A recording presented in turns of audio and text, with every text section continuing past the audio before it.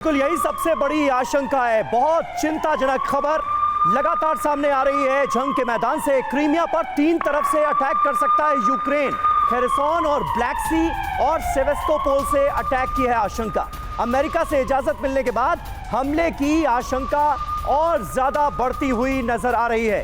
Kherson और black सी और Sevastopol से हमले की आशंका जताई जा रही है। कल देखिए यूक्रेन की राजधानी कीव में हेलीकॉप्टर क्रैश होता है जिसमें गृह मंत्री मारे जाते हैं। गृह मंत्री की मौत होती है यूक्रेन की, और उसके बाद ऐसा लगता है कि बदले की आग में जल रहे हैं इस वक्त प्रेसिडेंट ज़ेलेंस्की। और यही वजह है कि अमेरिका ने ग्रीन सिग्नल दे दिया है क्रीमिया पर अटैक का। क्रीमिया पर कहां से अटैक हो सकता है, पहले आप ये समझिए। खेरसोन के रास्ते ये मानकर चला जा रहा है। दूसरी तरफ ब्लैक सी की ओर से भी अटैक की तैयारी है। इसके अलावा सेवेस्तोपोल, जहां से मनीष झा की आप रिपोर्ट देख रहे थे, वहां से भी हमले की तैयारी है। तो ये 3 वो बड़े पॉइंट हैं जहां से क्रीमिया को निशाना बनाया जा सकता है। वो क्रीमिया जिस पर कब्जा रूस ने किया था, कब? 2014 में। हमारे साथ तमाम खास मेहमान मौजूद हैं। एसवीपी सिंह साहब, क्या इस डेवलपमेंट को आप इस तरह से देखते हैं कि यूक्रेन मानकर चल रहा है कि उसके गृह मंत्री की जो मौत हुई है, कीव में जो हेलीकॉप्टर क्रैश हुआ है, उसके पीछे रूस ही है? समीर, इस समय ये प्रीमेच्योर होगा कि हम रूस के ऊपर ब्लेम लगाएं, क्योंकि कोई ऐसी रिपोर्ट ना कि यूक्रेन, खास करके ज़ेलेंस्की की स्टेटमेंट या किसी भी देश की आई है कि रूस के ऊपर उन्होंने आरोप लगाया है।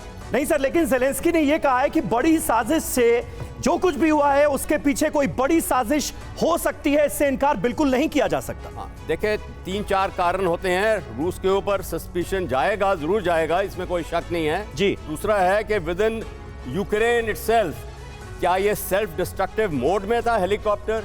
ये पायलट्स, को पायलट्स का क्या मोटिवेशन था? ये सारी जांच में पता लगेगा कि क्या है। और पता लगेगा कि ये इसकी मशीन की मेंटेनेंस, इसकी मशीन फटीग क्या थी। कहीं ना कहीं इस पूरी घटना को रूस से ही जोड़कर ज़ेलेंस्की देख रहे हैं। तभी क्रीमिया पर नए अटैक की प्लानिंग के लिए अमेरिका से ये क्रीमिया का तो इसका ना बहुत पहले से चल रहा है कि क्रीमिया पे अटैक करेंगे, पर उसको फोर्स लेवल्स चाहिए। फोर्स लेवल चाहिए, मैन पावर के तौर पे फोर्स लेवल उसको चाहिए, इक्विपमेंट, आर्म्स एंड एम्युनिशन के ऊपर कुछ भी देगा जो जिसकी आप बात कर रहे हैं। आपके पास लौटेंगे। देखिए एक और बड़ी खबर है, एक रिपोर्ट दरअसल आपको हम दिखाने वाले हैं। क्रीमिया ब्रिज पर पहले भी यूक्रेन हमला कर चुका है। ऐसे में एक बार फिर रूस की तरफ से क्रीमिया ब्रिज की सुरक्षा बढ़ा दी गई है। जिस वक्त क्रीमिया ब्रिज पर अटैक हुआ था, उसके कुछ दिन बाद TV9 भारतवर्ष वहां पहुंचा था। आप भी देखिए उस वक्त की ये ग्राउंड रिपोर्ट। क्रीमिया ब्रिज के पास एक के बाद एक वॉरशिप का गुजरना जारी है। हैरानी की बात यह है कि इस वक्त क्रीमिया ब्रिज की सुरक्षा के लिए रूस की नेवी ने अपने कई इंपॉर्टेंट वॉरशिप को लगा रखे हैं। और आप देखिए TV9 के कैमरे पर, इस वक्त देखिए TV9 के कैमरे से मैच कुछ 100 मीटर की दूरी पर गुजरते हुए रूस के ब्लैक सी नेवल फ्लीट का एक इंपॉर्टेंट वॉरशिप जो इस वक्त आप देख रहे हैं। अभी थोड़ी देर पहले हमने एक वॉरशिप को यहां से गुजरते देखा था, और अब ये दूसरा वॉरशिप जो मेरे कैमरे पर यहां दिखाई दे रहा है। और आप देखिए कि इस वक्त मैं साफ तौर पर उस वॉरशिप में जो मौजूद एक चीजें हैं उसको देख पा रहा हूं। और आप देखिए कि इतने करीब से गुजरते हुए रूस का ये वॉरशिप, और इसकी जिम्मेदारी है क्रीमिया ब्रिज की सुरक्षा करना। तो क्रीमिया ब्रिज की सुरक्षा के लिए आखिरकार पुतिन ने वॉरशिप को क्यों तैनात कर रखे हैं? आखिरकार क्यों नेवल फ्लीट के वॉरशिप यहां आसपास मंडरा रहे हैं? एक के बाद दूसरा हर आधे घंटे में एक वॉरशिप यहां से क्यों गुजर रहा है? क्या रणनीति बन रही है? क्या रूस किसी नए हमले की योजना बना रहा है, या फिर अब क्रीमिया ब्रिज की सुरक्षा ये वॉरशिप की जिम्मेदारी दी गई है ताकि वो लगातार इस बात की निगरानी करें कि चाहे आकाश से आए या फिर पानी के अंदर से आए, तो क्या समंदर के अंदर भी अब रूस ने अपने सबमरीन पनडुब्बियों को यहां पर लगा रखा है?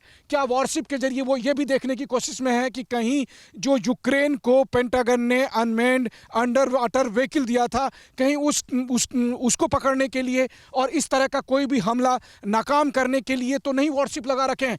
क्योंकि आप देखिए ये वो क्रीमिया ब्रिज है जहां पर कि हमला हुआ था, जिससे टारगेट किया गया था, और आने वाले समय में यूक्रेन या नाटो की ताकतें फिर से हमला करने का दुस्साहस कर सकती है। मेरे ठीक पीछे में देखिए, एकदम मेरे पीछे से ये वॉरशिप गुजर रहा है, और ये वो तस्वीरें हैं जो मुझे भी अब सोचने को मजबूर कर रही है कि आखिरकार प्रेसिडेंट पुतिन का अगला कदम क्या होगा। क्या क्रीमिया ब्रिज के आसपास वॉरशिप की तैनाती महज क्रीमिया ब्रिज की सुरक्षा के मकसद से रखा गया है, या फिर रूस को इस बात की आशंका है कि क्रीमिया ब्रिज पर अब समंदर के अंदर से भी हमला हो सकता है?